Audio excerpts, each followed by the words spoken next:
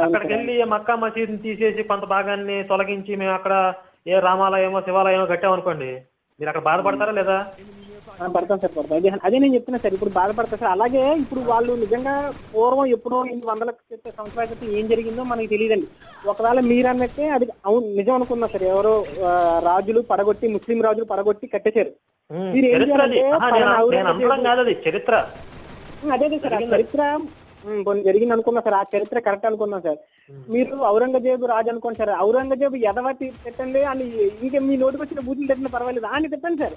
కానీ ఆన్ని తీసుకొని ముస్లిం తొరకలు ఇలా అనేది అది ఒక ఉంది కదా,